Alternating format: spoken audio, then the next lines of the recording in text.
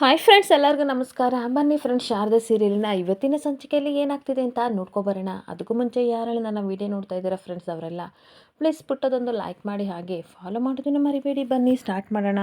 Friends, ಮೊದಲಿಗೆ ಇಲ್ಲಿ ಆರತಿ ಸಿದ್ಧಿಗೆ ಹೇಳ್ತಾ ಇರ್ತಾಳೆ, ಅಯ್ಯೋ ಅಣ್ಣ, ನೀನು ನೋಡಿದ್ರೆ ನನಗೆ ಪಾಪ ಅಂತ ಅನ್ಸುತ್ತೆ ಕಣೋ. ಯಾಕೆ ಗೊತ್ತಾ, ನಿನಗೆ ನಿನ್ನ ಜೀವನದ ಚಿಂತೆ ಆಯಿತು ಅಂತ ಅಂದರೆ ನನಗಿಲ್ಲಿ ಹೊಟ್ಟೆಪಾಡು ಚಿಂತೆ ತುಂಬ ಹಸಿವಾಗ್ತಿದೆ ಕಣೋ. ಮನೆಯವ್ರು ಯಾರು ಊಟಕ್ಕೆ ಬರ್ತಿಲ್ಲ, ಅವ್ರು ಯಾರು ಬರ್ದಲ್ಲೇ ನಾನು ಹೆಂಗೋ ಹೋಗಿ ಊಟ ಮಾಡಲಿ ಅಂತ ಕೇಳ್ತಾ ಇರ್ತಾಳೆ. ಆಗ ಸಿದ್ದು ಹೇಳ್ತಾ ಇರ್ತಾನೆ, ನಾನು ಕರೆದ್ರು ಖಂಡಿತ ಅವರು ಊಟಕ್ಕೆ ಬರಲ್ಲ ಅಂತ ಅನ್ಬೇಕಾದ್ರೆ ಅನಸೂಯ, ಹೌದು ನಾವು ಯಾರು ಕರೆದ್ರು ಅವರು ಬರಲ್ಲ ಬಿಡಿ ಅಂತ ಅಂದಾಗ, ಅಣ್ಣ ಏನೋ ಮಾಡೋದು ಅಂತ ಅಂದಾಗ, ಏನೋ ಒಟ್ಟಾರೆ ಮಾಡ್ತೀನಿ, ಖಂಡಿತ ಮನೆಯವರೆಲ್ಲರೂ ಬಂದು ಊಟ ಮಾಡಬೇಕು, ಆ ರೀತಿ ಮಾಡ್ತೀನಿ. ಆದರೆ ಅದಕ್ಕೂ ಮುಂಚೆ ಶಾರದವ್ರನ್ನ ಅಡುಗೆ ಮನೆಗೆ ಕಳಿಸ್ಬೇಕಲ್ವಾ, ಏನು ಮಾಡೋದು ಅಂತ ಯೋಚನೆ ಮಾಡ್ತಾ ಇರ್ತಾನೆ. ಹಾಗೆ ದೀಪು ನೋಡ್ಬಿಟ್ಟು, ಪುಟ್ಟ ನಿನಗೆ ಹಶ್ವಾಗಿಲ್ವಾ ಅಂತ ಅನ್ಬೇಕಾದ್ರೆ, ಇಲ್ಲಪ್ಪ ನನಗೆ ಆಗಲೇ 2 ಚಾಕ್ಲೇಟ್ ತಿನ್ನಲ್ಲ, ನನಗೆ ಹಶ್ವಾಗಿಲ್ಲ ಅಂತ ಹೇಳ್ಬೇಕಾದ್ರೆ, ನಿನಗೆ 2 ಚಾಕ್ಲೇಟ್ ಕೊಟ್ಟು ತಪ್ಪು ಮಾಡಿದೆ, ನನಗೆ ಈಗ ಹೊಟ್ಟೆ ಹಸಿಯುತ್ತಿದೆ ಅಂತ ಆರತಿ ಹೇಳ್ತಾ ಇರ್ತಾಳೆ. ನೋಡು ಬಂಗಾರ, ನಿನಗೆ ಹಸಿವಾಗಿಲ್ಲ ಅಂತ ಅಂದರು, ಮನೆಯವ್ರಿಗೆಲ್ಲ ಹಸಿವಾಗಿದೆ ಅಂತ ಅಂದಾಗ, ಊಟ ಮಾಡಲಿ ಬಿಡು ಅಪ್ಪ, ನನಗೆ ಊಟ ಬೇಡ ಅಂತ ಈ ಕಡೆ ದೀಪು ಹೇಳ್ತಿರ್ಬೇಕಾದ್ರೆ, ಊಟ ಮಾಡೋಕ್ಕೆ ಅಡುಗೆ ಮಾಡಬೇಕಲ್ವಾ, ನಿಮ್ಮ ಅಮ್ಮ ನೋಡಿದರೆ ಕೋಪ ಮಾಡ್ಕೊಂಡು ಕೂತಿದ್ದಾರೆ ನನ್ನ ಮೇಲೆ, ದಯವಿಟ್ಟು ಅವ್ರು ಹೇಗಾದರೂ ಅಡುಗೆ ಮಾಡೋಂಗೆ ಮಾಡಬೇಕು, ನೀನೇ ಹೋಗ್ಬಿಟ್ಟು ಇವಾಗ ಅಮ್ಮ ನನಗೆ ತುಂಬ ಹಸಿವು ಅಂತ ಹೇಳು, ಖಂಡಿತ ಅವರು ಅಡುಗೆ ಮಾಡ್ತಾರೆ, ನನಗೂ ತುಂಬ ಹಸಿವಾಗ್ತಿದೆ, ಬಾ ಪುಟ್ಟ ಅಂತ ಕಳಿಸ್ತಿರ್ಬೇಕಾದ್ರೆ, ಅವ್ರ ಅಮ್ಮನ ನೋಡಿ ದೀಪು ಹೆದರ್ಕೊಂಡು ವಾಪಸ್ ಬರ್ತಾ ಇರ್ತಾಳೆ. ಸರಿ, ಹೆದರ್ಕೋಬೇಡ ಬಾ, ನಾವು ಮಾತಾಡೋಣ ಅಂತ ಅಂದ್ಬಿಟ್ಟು ದೀಪನ ಕರ್ಕೊಂಡು ಈ ಕಡೆ ಶಾರದಾ ರೂಮಿಗೆ ಸಿದ್ದು ಹೋಗ್ತಾ ಇರ್ತಾನೆ. ಹಾಗೆ ದೀಪು ಶಾರದಾ ಹತ್ರ ಬಂದು, ಅಮ್ಮ ನೀವು ಅಡುಗೆ ಮಾಡಲ್ವಾ, ನನಗೆ ತುಂಬ ಹಸಿವಾಗಿದೆ ಅಂತ ಅಂದಾಗ, ಹೌದಾ ಪುಟ್ಟ ಬಾ, ನಿನಗೆ ಮೊಸರನ್ನ ಹಾಕ್ಕೊಡ್ತೀನಿ ಅಂತ ಕರ್ಕೊಂಡು ಹೋಗ್ತಿರ್ಬೇಕಾದ್ರೆ, ದೀಪಗೆ ಮಾತ್ರ ಮೊಸರನ್ನ ಹಾಕ್ಕೊಟ್ರೆ ನಮಗೆಲ್ಲ ಏನು ಕೊಡ್ತೀರಾ, ನನಗೆ ತುಂಬ ಹಸಿವಾಗಿದೆ, ಅಡುಗೆ ಮಾಡಿ ಬನ್ನಿ ಅಂತ ಅಂದಾಗ, ಏನು ಸರ್ ನಿಮಗೇನು ಅನ್ನಿಸ್ತಿಲ್ವಾ, ಅಡುಗೆ ಬೇರೆ ಮಾಡೋಕ್ಕೆ ಬರ್ತಾರೆ, ಮನೆಯವರೆಲ್ಲರೂ ತುಂಬ ಕೋಪ ಮಾಡ್ಕೊಂಡು ಕೂತಿದ್ದಾರೆ, ಅದರಲ್ಲೂ ನಾನೇನಾದರೂ ಅಡುಗೆ ಮಾಡಿದರೆ ಒಂದು ತುತ್ತು ಸಹ ಬಾಯಿಗೆ ಇಕ್ಕಲ್ಲ, ನಾನು ಅಡುಗೆ ಮಾಡಲ್ಲ ಅಂತ ಹೇಳ್ತಾ ಇರ್ತಾಳೆ.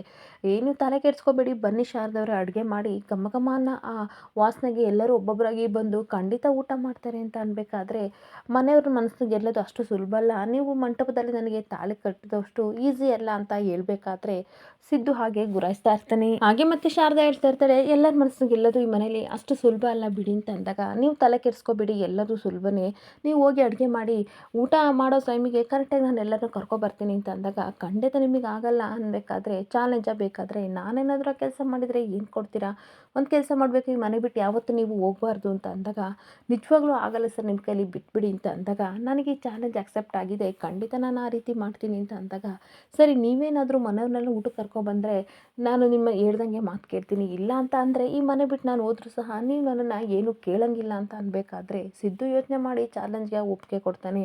ಸರಿ, ನಾನು ಈ ಚಾಲೆಂಜ್ನ ಅಕ್ಸೆಪ್ಟ್ ಮಾಡ್ತೀನಿ ಅಂತ ಅಂದಾಗ, ಶಾರದಾ ಶಾಕ್ ಆಗಿ ಅವಳ ಮುಖನ ನೋಡ್ತಾ ಇರ್ತಾಳೆ. ಆದರೆ ಇನ್ನೊಂದು ಕಡೆ ದೀಪು ಯೋಚನೆ ಮಾಡ್ತಾ ಇರ್ತಾಳೆ, ಇವರಿಬ್ರು ಜಗಳ ಆಡ್ತಾ ಇದ್ದಾರಾ ಅಥವಾ ಇವರಿಬ್ರು ಮಾತಾಡ್ತಿದ್ದಾರೋ ಒಂದು ಗೊತ್ತಾಗ್ತಿಲ್ವಾ ಅಂತ ಯೋಚನೆ ಮಾಡ್ತಿದ್ರೆ, ಆಚೆ ಇದ್ದ ಆರತಿ ಮತ್ತು ಅನಸೂಯ ಇವ್ರು ಮಾತಾಡೋದನ್ನ ಕೇಳ್ಕೊಂಡು ತುಂಬ ಟೆನ್ಷನ್ ಆಗಿ ನಿಂತ್ಕೊಬಿಡ್ತಾರೆ.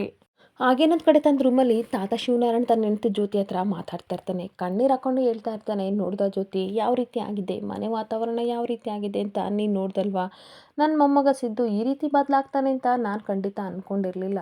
ನಾವೆಲ್ಲರೂ ಸಹ ಜ್ಯೋತಿಕನಿಗೆ ಕೊಟ್ಟು ಮದುವೆ ಮಾಡಬೇಕನ್ನೋ ಆಸೆಲಿದ್ದು, ನಿನಗೂ ಸಹ ಅದೇ ಆಸೆ ಇತ್ತು, ಆದರೆ ಅವ್ನು ನಮಗೆ ಮೋಸ ಮಾಡಿಬಿಟ್ಟ. ನಾನು ಏನು ಮಾಡಲಿ, ಇದರಿಂದ ಅವನಿಗೆ ಏನು ಸಿಗ್ತಿದೆ ಹೇಳು ನೋಡೋಣ, ಮನೇಲಿ ಸೂತ್ಕುದ ವಾತಾವರಣ ಆಗಿದೆ, ಯಾರೂ ಸಹ ಖುಷಿಯಿಂದ ಇಲ್ಲ, ನಗ್ತಾನೂ ಇಲ್ಲ, ಏನು ಮಾಡೋದು ನನಗಂತೂ ಒಂದು ಅರ್ಥ ಆಗ್ತಿಲ್ಲ. ನೀನೇನೋ ಬೇಗ ಹೋಗ್ಬಿಟ್ಟೆ ಪುಣ್ಯವಂತೆ, ಆದರೆ ನನಗಿದನ್ನೆಲ್ಲ ನೋಡೋಕ್ಕಾಗ್ತಿಲ್ಲ, ತಡ್ಕೊಳಕ್ಕೂ ಆಗ್ತಿಲ್ಲ ಅಂತ ಕಣ್ಣೀರಾಗ್ತಾ ಇರ್ತಾನೆ. ಹಾಗೆ ಆ ಸಿದ್ದು ನಮ್ಮನೆ ಮಾನ ಮರ್ಯಾದೆ ಸಂತೋಷ ಎಲ್ಲನೂ ಸಹ ಮಣ್ಪಾಲು ಮಾಡಿ ಆ ಸಮಾಧಿ ಮೇಲೆ ಅವನು ಜೀವನ ಕಟ್ಕೊಳ್ಳೋಕೆ ಹೊರಟಿದ್ದಾನಲ್ಲ, ಇವನಿಗೆ ಏನಾಗಿದೆ, ಇವನಿಗೇನು ಬುದ್ಧಿ ಇದೆಯಾ, ನನಗಂತೂ ಒಂದು ಗೊತ್ತಾಗ್ತಿಲ್ಲ, ಇದನ್ನೆಲ್ಲ ನೋಡೋಕ್ಕೂ ಮೊದಲು ನಾನು ನಿನ್ನ ಜೊತೆ ಬಂದಿದ್ರೆ ಎಷ್ಟು ಚೆನ್ನಾಗಿರ್ತಿತ್ತು ಅಂತ ತುಂಬ ಕಣ್ಣೀರು ಹಾಕೊಂಡು ಹೇಳ್ತಾ ಇರ್ತಾರೆ. ಹಾಗೆ ಇನ್ನೊಂದು ಕಡೆ ಸಿದ್ದು ಹತ್ರ ಈ ಕಡೆ ಅನಸೂಯೆ ಮತ್ತು ಆರತಿ ಹೇಳ್ತಾ ಇರ್ತಾರೆ, ಅಲ್ಲ ಅಣ್ಣ ಏನಾಗಿದೆ ನಿನಗೆ, ಈ ಥರ ಚಾಲೆಂಜ್ ಮಾಡಿ ಬಂದೆಲ್ಲ ಅದಕ್ಕೆ ಹತ್ರ, ಈ ಚಾಲೆಂಜಲ್ಲಿ ಏನಾದರೂ ನೀನು ಸೋತ್ರೆ ಅದಕ್ಕೆ ಮನೆ ಬಿಟ್ಟು ಹೋಗ್ತಾರೆ, ಇದೆಲ್ಲ ನಮಗೆ ಬೇಕಾ, ತುಂಬ ರಿಸ್ಕ್ ತಗೋತಿದೆಯಾ ಅಂತ ಅನ್ನಿಸ್ತಿದೆ ಅಂತ ಹೇಳ್ತಿರ್ಬೇಕಾದ್ರೆ, ಸುಮ್ಮನೆ ಇರೋ ಆರತಿ, ನಾನು ರಿಸ್ಕ್ ತಗೋತಿದ್ದೀನಿ ನಿಜ, ಬಟ್ ಪಕ್ಕ ಇದು ವರ್ಕ್ ಆಗುತ್ತೆ, ನನ್ನ ಹತ್ರ ಪ್ರೀ ಪ್ಲ್ಯಾನ್ ಇದೆ ಅಂತ ಅನ್ಬೇಕಾದ್ರೆ, ಏನಣ್ಣ ಅದು ಅಂತ ಕೇಳ್ತಾ ಇರ್ತಾಳೆ. ಅಷ್ಟೊತ್ತಿಗೆ ದೀಪು ಹೇಳ್ತಾ ಇರ್ತಾಳೆ, ನಾನು ಎಲ್ಲರನ್ನೂ ಊಟಕ್ಕೆ ಕರ್ಕೊಬರ್ತೀನಿ, ಏನು ಗೊತ್ತಾ, ಎಲ್ಲರನ್ನೂ ನಾನು ಕರಿಯೋಕ್ಕೆ ಹೋದಾಗ ಚಿಕ್ಕ ಪಾಪು ಕರಿತಿದೆ ಅಂತ ಬರ್ತಾರೆ, ಒಂದು ವೇಳೆ ಬರಲಿಲ್ಲ ಅಂತಂದರೆ ಹತ್ತು ಬಿಡ್ತೀನಿ, ಎಲ್ಲರೂ ಊಟಕ್ಕೆ ಬರ್ತಾರೆ, ಇದರಲ್ಲೇ ಅಪ್ಪ ವಿನ್ನಾಗೆ ಆಗ್ತಾರೆ ಅಲ್ವಾ ಅಪ್ಪ ಅಂತ ಅನ್ಬೇಕಾದ್ರೆ ಸಿದ್ದಕ್ಕೆ ತುಂಬ ಖುಷಿ ಆಗ್ತಾ ಇರುತ್ತೆ. ಆದರೆ ಅನಸೂಯ ಹೇಳ್ತಾ ಇರ್ತಾಳೆ, ಖಂಡಿತ ಈ ಥರ ಮಾಡಬೇಡ ತಾಯಿ, ನೀನೇನಾದರೂ ಆ ರೀತಿ ಮಾಡಿದರೆ ನಾವೇ ಹೇಳ್ಕೊಟ್ಟು ಎಲ್ಲರನ್ನೂ ಕರೆಸ್ತಿದ್ದೀಯ ಅಂತ ಮತ್ತೆ ನಮ್ಮನ್ನೆಲ್ಲ ಬೈದ್ಬಿಡ್ತಾರೆ, ಈ ಪ್ಲ್ಯಾನ್ ಬೇಡ ಅಂತ ಹೇಳ್ತಾ ಇರ್ತಾಳೆ. ಅಷ್ಟೊತ್ತಿಗೆ ಅಪ್ಪ ಏನಪ್ಪ ಮಾಡೋದು ಅಂತ ಕೇಳಬೇಕಾದ್ರೆ ಸಿದ್ದು ಹೇಳ್ತಾ ಇರ್ತಾನೆ, ಎಲ್ಲರನ್ನೂ ಊಟಕ್ಕೆ ಕರಿಬೇಕು, ಆದರೆ ಡೈರೆಕ್ಟಾಗಿ ನಾವು ಬನ್ನಿ ಅಂತ ಕರಿಬಾರ್ದು, ಅವರೇ ಇಂಡೈರೆಕ್ಟಾಗಿ ಬರಬೇಕು, ಆ ರೀತಿ ಏನಾದರೂ ಮಾಡಬೇಕು ಅಂದಾಗ, ಅದೆಂಗಪ್ಪ ಈ ಆಟಕ್ಕೆ ನಾನು ಬರ್ತೀನಿ, ಆದರೆ ಅವ್ರು ಹೆಂಗೆ ಊಟಕ್ಕೆ ಬರ್ತಾರೆ ಅಂತಂದಾಗ, ನನ್ನ ಹತ್ರ ಒಂದು ಪ್ಲ್ಯಾನ್ ಇದೆ, ಏನು ಗೊತ್ತಾ, ನಮ್ಮ ಮನೇಲಿ ಚಿಕ್ಕ ಚಿಕ್ಕ ವಿಷಯಕ್ಕೂ ಮೂಗು ತೂರಿಸ್ಕೊಂಡು ಬರೋರು ಯಾರು, ಹಾಗೆ ಜಾಸ್ತಿ ಕೋಪ ಬರುತ್ತೆ ಯಾರಿಗೆ ಅಂತ ಅಂದಾಗ ಪಾರಿಜಾತ ಅಜ್ಜಿಗೆ ಅಂತ ಆರತಿ ಹೇಳ್ತಾ ಇರ್ತಾಳೆ. ಕರೆಕ್ಟ್, ಅವ್ರನ್ನ ಇಟ್ಕೊಂಡು ನಾವು ಎಲ್ಲರನ್ನೂ ಸಹ ಊಟಕ್ಕೆ ಕರೆಯೋ ರೀತಿ ಮಾಡೋಣ ಅಂತ ಪ್ಲ್ಯಾನ್ ಮಾಡ್ತಾ ಇರ್ತಾರೆ. ಆಗ ಅತ್ತೆ ಹೇಳ್ತಾ ಇರ್ತಾಳೆ, ಇದೆಲ್ಲ ಖಂಡಿತ ಆಗಲ್ಲ ಬಿಡು ಅಣ್ಣ ಅಂತ ಅಂದಾಗ, ನೋಡ್ತಾ ಇರಬೇಕಾದ್ರೆ ಯಾವ ರೀತಿ ಪಾರಿಜಾತ ಅಜ್ಜಿನ ಕರ್ಕೊಬರ್ತೀನಿ ಅಂತ ಹೋಗ್ತಾ ಇರ್ತಾನೆ. ಇನ್ನೊಂದು ಕಡೆ ಪಾಲಾಕ್ಷನ ಮೀಟ್ ಮಾಡೋಕ್ಕೆ ಅಂತ ಹೊರಗಡೆ ಯಾರಿಗೂ ಕಾಣ್ದಂಗೆ ಜ್ಯೋತಿಕಾ ಬರ್ತಾಳೆ. ಅಪ್ಪ ಈ ಕಡೆ ಬಾ, ಯಾರಾದರೂ ನೋಡಿದರೆ ಏನು ಅಂದ್ಕೊಳ್ಳಲ್ಲ, ಬಾ ಈ ಕಡೆ ಅಂತ ದೂರ ನಿಂತ್ಕೊಂಡು ಮಾತಾಡ್ತಿರ್ಬೇಕಾದ್ರೆ, ಅಪ್ಪ ಅಪ್ಪ ಬೇಗ ವಿಡಿಯೋ ಕೊಡು ಅಂತ ಕೇಳ್ತಾ ಇರ್ತಾಳೆ. ಏನು ಗೊತ್ತಾ ಮಗಳೇ, CC ಕ್ಯಾಮ್ರಾದವನ್ನ ಆ ಫೋಟೋಜ್ ಕೊಡು ಅಂತ ಕೇಳಿದರೆ ಎಷ್ಟು ಬೈದ ಗೊತ್ತಾ ನಮ್ಮನ್ನು, ಏನೋ ನಾವು ದರೋಡೆ ಮಾಡ್ತಿದ್ದೀವಿ ಅನ್ನೋ ರೀತಿ ಬೈದ. ಆದರೂ ಸಹ 5 ನಿಮಿಷ ವೀಡಿಯೋಗೆ 50,000 ರೂಪಾಯಿ ಕೇಳ್ದ ಅಂತ ಅನ್ಬೇಕಾದ್ರೆ, ದುಡ್ಡು ಎಷ್ಟಾರಾಗಲಿ ಆ ವೀಡಿಯೋ ಸಿಗ್ತಲ್ಲ ಬಿಡಿಯಪ್ಪ ಅಂತ ಹೇಳ್ತಾ ಇರ್ತಾಳೆ. ನಿನಗೇನೋ ಅದು ಚಿಕ್ಕ ಅಮೌಂಟು, ಆದರೆ ನಾವು ನವೀನ ಫ್ರೆಂಡ್ ಹತ್ರ ಅರೇಂಜ್ ಮಾಡ್ಕೊಂಡು ಹೇಗೋ ತಂದ್ವಿ ಅಂತ ಅಂದಾಗ, ಸರಿ ಬಿಡು ಅಪ್ಪ, ನಾನು ನವೀನನಿಗೆ ಆ ದುಡ್ಡನ್ನ ಹಾಕ್ತೇನೆ, ತಲೆ ಕೆಡಿಸ್ಕೊಬೇಡ, ಈಗ ಆ ವಿಡಿಯೋ ತೋರಿಸು ಅಂತ ಕೇಳ್ತಾ ಇರ್ತಾಳೆ. ಸರಿ ಆಯಿತು ತೋರಿಸ್ತೀನಿ, ಆದರೆ ಅಷ್ಟು ಕ್ಲಿಯರಾಗಿ ಕಾಣಿಸ್ತಾ ಇಲ್ಲ, ನೋಡು ಅಂತ ಕೊಡಬೇಕಾದ್ರೆ, ಮದುವೆ ನಡೆದದ್ದೆಲ್ಲನೂ ನೋಡ್ತಿರ್ಬೇಕಾದ್ರೆ, ಇದೇನಿದು ತುಂಬ ಜನ ಮಕ್ಕಳಿದ್ದಾರೆ, ಆದರೆ ಯಾವ ಮಕ್ಕಳು ಅಂತ ಕಂಡಿಡಿದು ಅಂತ ಕೇಳ್ತಾ ಇರ್ತಾಳೆ. ಇನ್ನೇನು ನೋಡು ಆ ಹುಡುಗಿ ಬರುತ್ತೆ, ಸರಿಯಾಗಿ ನೋಡು, ಮುಖ ಏನು ಅಷ್ಟು ಕ್ಲಿಯರಾಗಿ ಕಾಣಿಸ್ತಿಲ್ಲ, ಇನ್ನೇನು ಅದು ಕಾಣ್ಬೋದು ಅಂತ ಹೇಳೋವಷ್ಟರಲ್ಲಿ ಇನ್ನೇನು ದೀಪು ಮುಖನ ಜ್ಯೋತಿಕಾ ನೋಡಬೇಕು. ಅಷ್ಟೊತ್ತಿಗೆ ಸಡನ್ನಾಗಿ ಒಂದು ಕಾರು ಬಂದ ತಕ್ಷಣ ಆ ಕಾರು ರಭಸಕ್ಕೆ ಎದ್ರುಕೊಬಿಟ್ಟು ಫೋನ್ನ ಬಿಸಾಕ್ಬಿಡ್ತಾಳೆ. ಏ ಇಡಿಯಟ್, ಯಾರೋ ನೀನು ಈ ರೀತಿ ಡ್ರೈವ್ ಮಾಡ್ತಿದ್ಯಾ ಅಂತ ಬೈತಾ ಇರಬೇಕಾದ್ರೆ, ಸದ್ಯ ನಿನ್ನ ಪ್ರಾಣ ಉಳಿತಲ್ಲ ಬಿಡು ಮಗಳೇ ಅಂತ ಹೇಳ್ತಾ ಇರ್ತಾನೆ. ಅಷ್ಟೊತ್ತಿಗೆ ಆ ಫೋನ್ ಹೋಗಿ ಚರಂಡಿ ಒಳಗೆ ಬಿದ್ದೇ ಬಿಡುತ್ತೆ. ಇದೇನಪ್ಪ ಈ ರೀತಿ ಆಯ್ತಲ್ಲ ಅಂತ ಅಂದಾಗ ಆ ಫೋನ್ನ ಚರಂಡಿ ಒಳಗಡೆಯಿಂದ ಪಾಲಾಕ್ಷ ತೆಗಿತಾನೆ. ಜೀವ ಏನೋ ಉಳಿತು, ಆದರೆ ಸಾಕ್ಷಿ ಸತ್ತೋಯ್ತಲ್ಲ ಮಗಳೇ, ನಾವು ಯಾವುದೇ ಕಾರಣಕ್ಕೂ ಸಹ ಹುಡುಗಿ ಯಾರು ಅಂತ ಕಂಡುಹಿಡಿಯೋಕ್ಕಾಗಲ್ಲ ಅಂತ ಅನಿಸುತ್ತೆ, ಸಾಕ್ಷಿ ಇನ್ಮೇಲೆ ನಮಗೆ ಸಿಗಲ್ಲ ಅಂತ ಅನಿಸುತ್ತೆ ಅಂತ ಹೇಳ್ಬೇಕಾದ್ರೆ ಜ್ಯೋತಿಕನಿಗೆ ತುಂಬ ಬೇಜಾರಾಗ್ತಾ ಇರುತ್ತೆ. ಹಾಗೇನೊಂದು ಕಡೆ ಶಾರದಾ ಅಡುಗೆ ಮನೇಲಿ ಅಡುಗೆ ಮಾಡ್ತಾ ಇರಬೇಕಾದ್ರೆ ಸಿದ್ದು ಅಲ್ಲಿಗೆ ಬರ್ತಾನೆ. ಏನಕ್ಕೆ ಸರ್ ಬಂದಿದ್ದೀರಾ ನೀವು, ಏನಾದರೂ ನೀರು ಕುಡಿಬೇಕಿತ್ತ ಅಂತ ಅಂದಾಗ, ಬರೀ ನೀರು ಕುಡಿಯೋಕ್ಕೆ ಬರಬೇಕಾ, ಯಾಕೆ ಹೆಂಡತಿ ಜೊತೆ ಮಾತಾಡೋಕ್ಕೆ ಬರಬಾರ್ದಾ, ಹೆಂಡತಿ ಅಂತ ಅಂದಮೇಲೆ ಕಷ್ಟ ಸುಖ ಎಲ್ಲ ಅರ್ಥ ಮಾಡ್ಕೋಬೇಕು, ಹಾಗೆ ಜೊತೆಗೆ ನನ್ನ ಅರ್ಥಾಂಗಿ ನೀವು, ಅರ್ಧ ಕೆಲಸ ಮಾಡ್ಕೊಡೋಣ ಅಂತ ಕಿಚನಿಗೆ ಬಂದಿದ್ದೀನಿ ಅಂತ ಅನ್ಬೇಕಾದ್ರೆ ಕಣ್ಕಂಡು ಬಿಡ್ತಾ ಇರ್ತಾಳೆ. ಈ ರೀತಿ ಸೊಟ್ಕೊಂಡೆಲ್ಲ ಬಿಡಿಸಿ ನನ್ನನ್ನು ಎದುರಿಸ್ಬೇಡಿ ಆಯಿತಾ, ಏನು ಹೆಲ್ಪ್ ಮಾಡೋಣ ಅಂತ ಬಂದೆ ಅಂತ ಹೇಳ್ಬೇಕಾದ್ರೆ, ತನ್ನ ಪಾಡಿಗೆ ತಾನು ಚಪಾತಿ ಹಿಟ್ಟು ಕಲಸೋಕ್ಕೆ ಅಂತ ರೆಡಿ ಮಾಡ್ಕೊತಾ ಇರ್ತಾಳೆ. ಇದೇನು ಮಾಡ್ತಾ ಇದ್ದೀರಾ, ಚಪಾತಿ ಹಿಟ್ಟು ಕಲಿಸ್ತಿದ್ದೀರಾ, ಕೊಡಿ ನಾನು ಕಲಿಸ್ತೀನಿ ಅಂತ ಅಂದಾಗ, ನಿಮ್ಗೆ ಯಾಕೆ ಇಷ್ಟೆಲ್ಲ ಕಷ್ಟ, ಬಿಟ್ಬಿಡಿ ನಾನು ಕಲಿಸ್ತೀನಿ ಅಂತ ಹೇಳ್ತಾ ಇರ್ತಾಳೆ. ನೋಡಿ ನಾನು ಎಲ್ಲರ ಥರ ಅಲ್ಲ, ನಾನು ಸಿದ್ಧಾರ್ಥ ಆಯಿತಾ, ನನ್ನ ಹೆಂಡತಿಗೆ ನಾನು ಸಹಾಯ ಮಾಡಬೇಕು ಅಂತ ಬಂದಿದ್ದೀನಿ, ಇಡೀ ವರ್ಷ ಪೂರ್ತಿ ನೀವೇ ಅಡುಗೆ ಮಾಡ್ತಿರಲ್ಲ, ಅದರಲ್ಲಿ ಒಂದು ದಿನನಾದರೂ ನಾನು ಮಾಡಿ ನಿಮ್ಮನ್ನು ಖುಷಿಯಾಗಿಡಬೇಕು ಅಂತ ಅಂದ್ಕೊಂಡಿದ್ದೀನಿ, ಕೊಡ್ರಿ ನಾನು ಕಲ್ತ್ಕೋಬೇಕು, ಚಪಾತಿ ಹಿಟ್ಟನ್ನು ನಾನೇ ಬಿದ್ದಿದ್ದೀನಿ ಅಂತ ಕಿತ್ಕೋತಾ ಇರ್ತಾನೆ.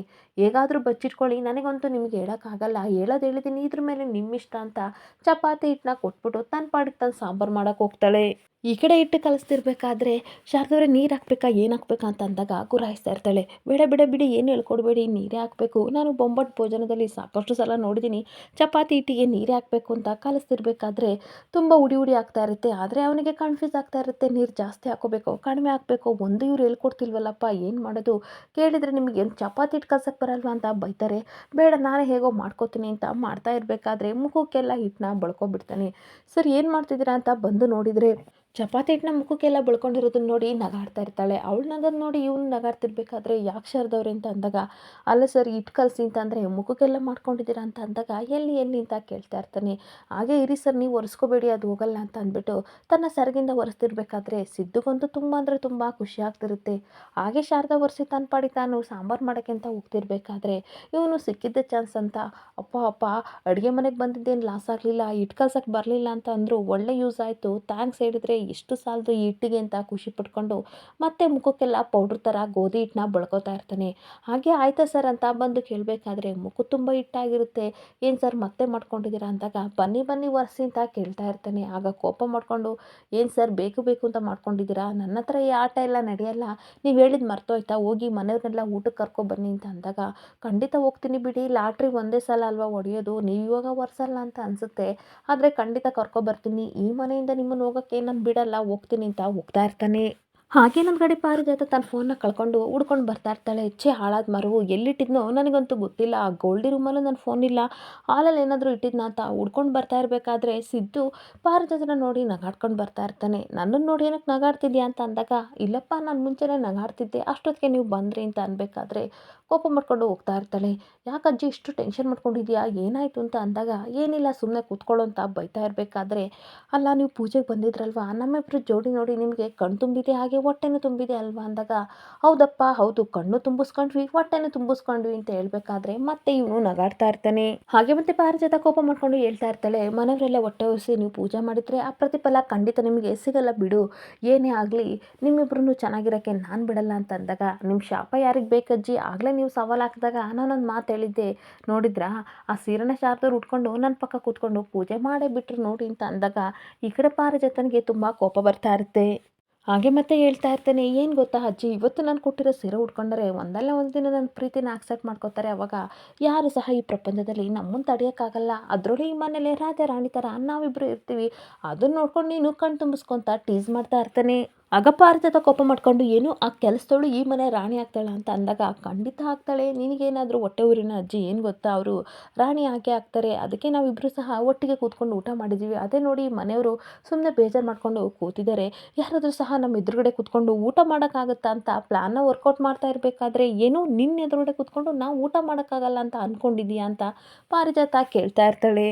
ಖಂಡಿತ ಆಗುತ್ತೆ, ಮನೆಯವರೆಲ್ಲ ಬಂದು ಊಟ ಮಾಡ್ತಾರೆ ನೋಡು ಅಂತ ಅಂದಾಗ, ಅದೆಂಗಾಗುತ್ತೆ, ತಾತನಿಗೆ ನನ್ನ ಕಂಡ್ರೆ ಆಗಲ್ಲ, ನಾನೇನೋ ಈ ಚಾಲೆಂಜಲ್ಲಿ ಗೆದ್ದುಬಿಟ್ಟೆ, ನಾನೇನೋ ಪೂಜೆ ಮಾಡಿ ಗೆದ್ದುಬಿಟ್ಟೆ, ಆದರೆ ನೀವು ಊಟಕ್ಕೆಲ್ಲ ಬಂದು ಕೂತ್ಕೊಳ್ಳಿ, ಡೈನಿಂಗ್ ಟೇಬಲ್ ಎಲ್ಲರನ್ನೂ ಕೂರಿಸಿ ನೋಡೋಣ, ನಿಮ್ಮ ಕೈಲಿ ಚಾಲೆಂಜು ಒಪ್ಕೊಳ್ಳೋಕ್ಕಾಗುತ್ತಾ ಅಂತ ಅಂದಾಗ, ಈ ಪಾರಿಜಾತ ಅಂದರೆ ಏನು ಅಂದ್ಕೊಂಡಿದ್ಯಾ, ಖಂಡಿತ ಎಲ್ಲರನ್ನೂ ಕರ್ಕೊಬರ್ತೀನಿ ನೋಡು ಅಂತ ಹೋಗ್ತಾ ಇರಬೇಕಾದ್ರೆ, ಅಪ್ಪ ಕುರಿ ಅಂತೂ ಇಂತೂ ಹಳ್ಳಕ್ಕೆ ಬಿತ್ತು ಅಂತ ಸಿದ್ದು ಖುಷಿ ಪಡ್ತಾ ಇರ್ತಾನೆ. ಇಲ್ಲಿಗೆ ಸಂಚಿಕೆ ಎಂಡ್ ಆಗ್ತಿದೆ. ಈ ವಿಡಿಯೋ ಇಷ್ಟ ಆದರೆ ಪುಟ್ಟದೊಂದು ಲೈಕ್ ಮಾಡಿ, ಫಾಲೋ ಮಾಡಿ. Thank you.